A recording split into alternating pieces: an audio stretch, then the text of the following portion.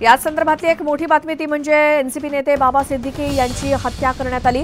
बडा कब्रस्तानमध्ये आज रात्री 8:30च्या सुमारास दफनविधी पार पडणार आहे। मरीन लाईन्सच्या बडा कब्रस्तान इथे दफनविधी पार पडेल अशी माहिती मिळते। एनसीपी नेते बाबा सिद्दीकी यांची हत्या करण्यात आली आणि कूपर रुग्णालयामध्ये पोस्टमॉर्टम केलं जातंय। त्यानंतर आज त्यांचं पार्थिव हे त्यांच्या वांद्रे इथल्या निवासस्थानी नेलं जाईल आणि त्यानंतर मरीन लाईन्स इथल्या बडा कब्रस्तान इथे रात्री 8:30च्या सुमारास दफनविधी केला जाईल अशी माहिती सध्या मिळते। ज्यावेळेला त्यांच्यावरती गोळ्या झाडण्यात आल्या लगेचच त्यांना लीलावती हॉस्पिटलमध्ये नेण्यात आलं, मात्र तिथे त्यांना मृत घोषित करण्यात आलं।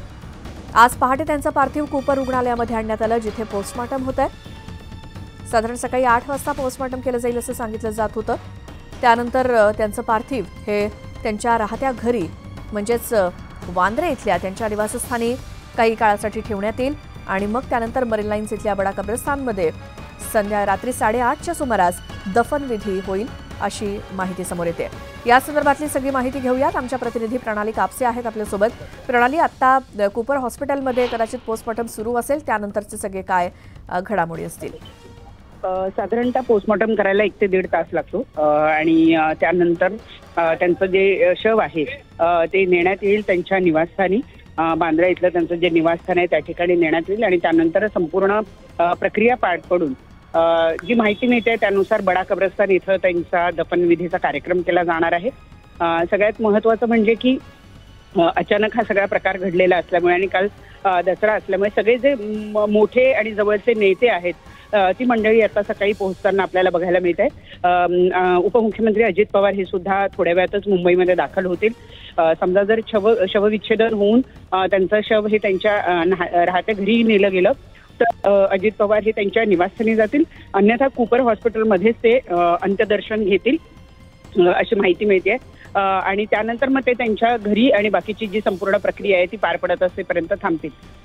एक मोठा धक्का हा राष्ट्रवादी पक्षाला लागलेला आहे आणि मोठं एक चेहरा, एक मोठं नेतृत्व राष्ट्रवादीनं गमावलेलं आहे आणि त्यामुळे राष्ट्रवादीचे सगळेच नेते या हल्ल्यामुळे आणि ज्या पद्धतीने हा संपूर्ण प्रकार घडलेला आहे त्यामुळे हादरून गेलेला आहे आणि म्हणूनच हा एक मोठा धक्का मानला जातोय राष्ट्रवादीला आणि विशेषतः मुंबईच्या कायदा सुव्यवस्थेचा प्रश्न सुद्धा यातून निर्माण होताना आपल्याला बघायला मिळतोय। जी माहिती मिळते त्यानुसार शवविच्छेदनाची प्रक्रिया सुरू झालेली आहे।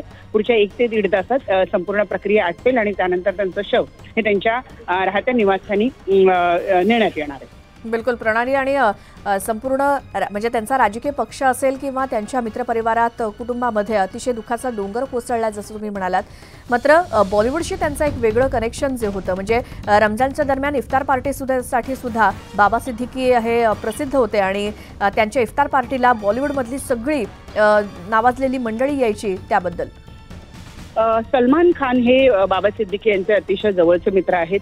आपल्याला जी माहिती मिळते त्यानुसार सलमान खान यांनी बिग बॉसचं जे शूट आहे ते सुद्धा आजचं रद्द केलेलं आहे।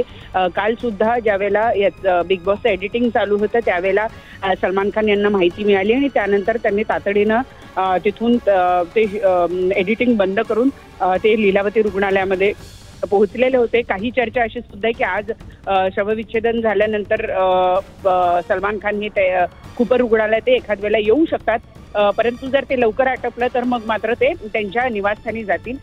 या व्यतिरिक्त शिल्पा शेट्टी असेल किंवा अनेक मान्यवर जे आहेत, खान बंधू जे आहे, मध्यंतरी 2 ते 3 वर्षांपूर्वीची गोष्ट आहे की 3ही खान बंधूंना इफ्तार पार्टीला एकत्रित आणण्याचा जो काही एक चमत्कार हा बाबा सिद्दीकींनी घडवून आणलेला होता। बाबा सिद्दीकी यांचं एक मोठं वलय आणि एक मोठा मित्रपरिवार जो आहे तो बॉलिवूडमध्ये आहे आणि त्यामुळं जेवढा हा धक्का राजकीय पक्षाला मानला जातो तेवढाच हा धक्का जो आहे तो बॉलिवूडला सुद्धा मानला जातो आहे। इतकंच नाही तर या प्रकरणामध्ये सुद्धा बिश्नोई गँगचा हात पुढे येतो आहे आणि त्याचं सुद्धा साधर्म्य कुठेतरी एक सलमानशी मिळतं जुळतं दिसतंय, कारण सलमानला मध्यंतरी 2 वेळेला ज्या पद्धतीनं धमक्या देण्यात आलेल्या होत्या, एकदा त्यांच्या राहत्या घरी बिल्डिंगवर गोळीबार सुद्धा करण्यात आलेला होता, तो हल्ला सुद्धा बिश्नोई गँगनं केल्याचं पुढे आलेला होता आणि आता बाबा सिद्दीकी यांच्यावरचा हल्ला किंवा ही जी हत्या आहे ती सुद्धा बिश्नोई गँगनं घडवली असल्याची चर्चा किंवा तशी माहिती हळूहळू पुढे येते। त्यातून कुठेतरी एक स्वतःचा वर्चस्व किंवा एक स्वतःचा धाक संपूर्ण इंडस्ट्रीमध्ये आणि मुंबईसारख्या मोठ्या मायानगरीमध्ये बसवण्याचा प्रयत्न बिश्नोई गँग करताय की काय, अशी एक चर्चा त्यातून निर्माण होतीये. आणि सगळ्यात महत्वाचं जसं मी म्हणते की जेवढा हा राजकीय पक्षाला धक्का आहे तेवढाच मोठा धक्का हा बॉलिवूडला सुद्धा आहे. आणि त्यामुळं सुद्धा आज जेव्हा अंत्यसंस्कार दफनविधी होतील बाबा सिद्दीकी यांच्यावर, तेव्हा आपल्याला बरेच बॉलिवूडचे चेहरे हे तिथे बघायला मिळतील, यात काही शंका नाही. प्रणाली, या सगळ्या माहितीसाठी धन्यवाद.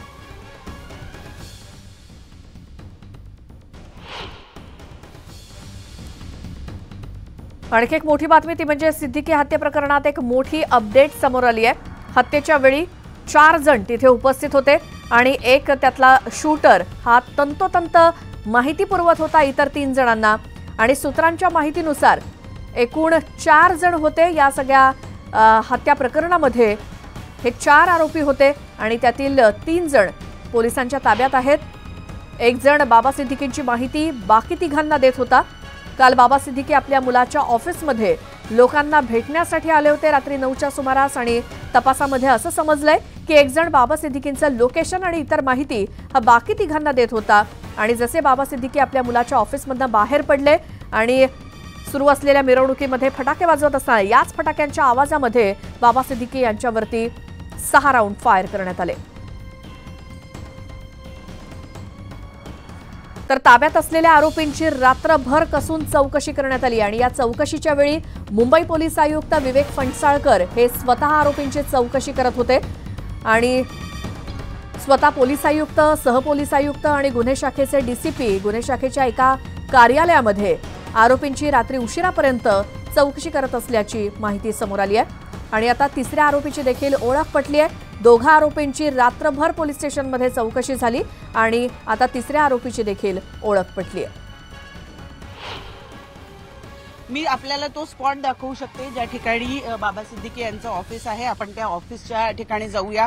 रात्री 9:15ची वेळ आहे. 9:15 वाजता बाबा सिद्दीकी त्यांच्या मुलाचं म्हणजे झिशान सिद्दीकी यांचं जे कार्यालय आहे, ज्या ठिकाणी आता आपल्याला पोलीस बसलेले बघायला मिळत आहेत, या ठिकाणून बाबा सिद्दीकी त्यांच्या कारच्या जवळ जायला निघाले.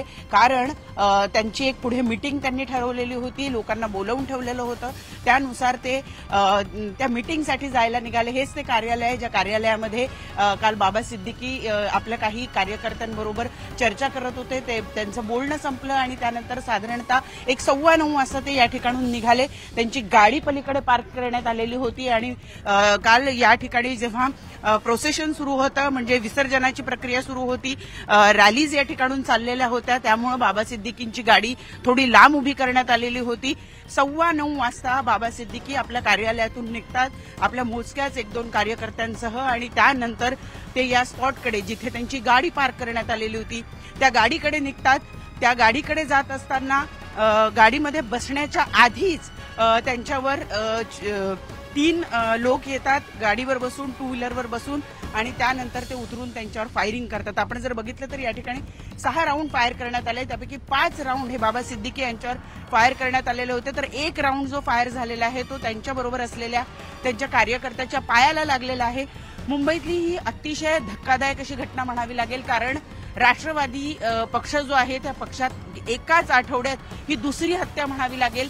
काही दिवसांपूर्वीच भायखळ्यामधल्या एका कार्यकर्त्याची हत्या झालेली आहे. अतिशय निर्घृण अशी हत्या झाली होती. आणि त्यानंतर आता टार्गेटवर आला तो राष्ट्रवादी पक्षाचा एक बडा नेता, मुंबईतला राष्ट्रवादीचा एक मुस्लिम चेहरा. काही दिवसांपूर्वीच बाबा सिद्दीकी यांनी राष्ट्रवादी काँग्रेस पक्षामध्ये प्रवेश केलेला होता. भव्य दिव्य असा त्यांचा प्रवेश झालेला होता. आणि त्यानंतर त्यांचा मुलगा म्हणजे झिशान सिद्दीकी हा आता काँग्रेसचा आमदार जरी असला तरी त्यानं राष्ट्रवादी पक्षाला पाठिंबा दिलेला आहे. आणि त्या पाठिंब्यानंतर एकूणच हा जो पूर्ण बांद्रा ईस्टचा परिसर आहे या परिसरामध्ये खळबळीचं वातावरण निर्माण झालेलं होतं.